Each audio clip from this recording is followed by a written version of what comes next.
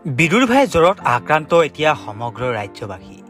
বিগত 19 জুলাইত ৰাজ্যৰ 179টা ছবিৰ গৃহত মুক্তি লাভ কৰাৰ লগে লগেই সফলতাৰ শীৰ্ষত অৱস্থান কৰিছে বিদুৰ ভাই ছবিখনে।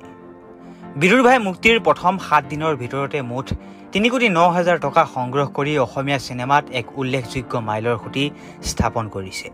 সুব্ৰত কাকতিৰ পৰিচালিত আৰু ৰুট ষ্টক এণ্টাৰটেইনমেণ্টৰ বেনাৰত প্ৰযোজিত বিদুৰ ভাই ছবিখনে অসমীয়া চলচ্চিত্ৰ জগতৰ লগত জড়িত প্ৰতিজন প্ৰযোজক, পৰিচালক, অভিনেতা, অভিনেত্ৰী, সংগীত পৰিচালক তথা কলা কুশলীলৈ এক বিশেষ বাৰ্তা প্ৰেৰণ কৰিছে।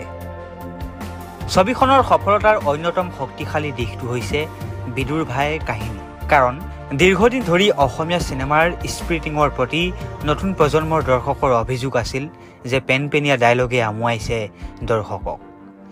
তেনে আমনিদায়ক পুৰণিকলীয়া সংলাপৰ পৰা মুক্ত বিদুৰ ভাই ছবিখন, যাৰ ফলতে অসমৰ প্ৰতিটো ছবিঘৰতে এতিয়া হাউচফুল বিদুৰ ভাই। টিকট কাটিবৰ বাবে দীৰ্ঘ সময় লাইন ধৰিও বিমুখ হৈ ঘূৰি আহিছে দৰ্শক, যিটো অসমীয়া ছবি জগতৰ ভৱিষ্যতৰ বাবে এক শুভ ইংগিত। বিদুৰ ভাইত চুমকি কছাৰী, বলিন বৰা, উজ্জ্বল ৰাজখোৱা, তৈলক্য বৰুৱা, নিতু খনিকৰ, পংকজ মহন্ত, অসীম শৰ্মা, স্নিগ্ধা ফুকন, শৰ্মিষ্ঠা দাস আদিৰ প্ৰত্যেকৰে অভিনয়ৰ প্ৰশংসা নকৰাকৈ নোৱাৰি। এখন সৰু চহৰৰ ভিতৰুৱা গাঁৱৰ চহা জীৱনৰ এখন সুন্দৰ ছবি দাঙি ধৰিবলৈ সক্ষম হৈছে বিদুৰ ভাইৰ কাহিনীভাগে। প্ৰস্থান বৰা, হীৰকজ্যোতি বৰদলৈ, আনন্দ বৰুৱা, আসিফ জাভেদ আৰু দীপমণি খাটনিয়াৰ অভিনয় শলাগিবলগীয়া। এটা অতি সাধাৰণ ধেমেলীয়া কাহিনীৰ মাজেৰে বিদুৰ ভাই ছবিখনে অসমৰ বহুকেইটা জ্বলন্ত সমস্যা দাঙি ধৰিছে।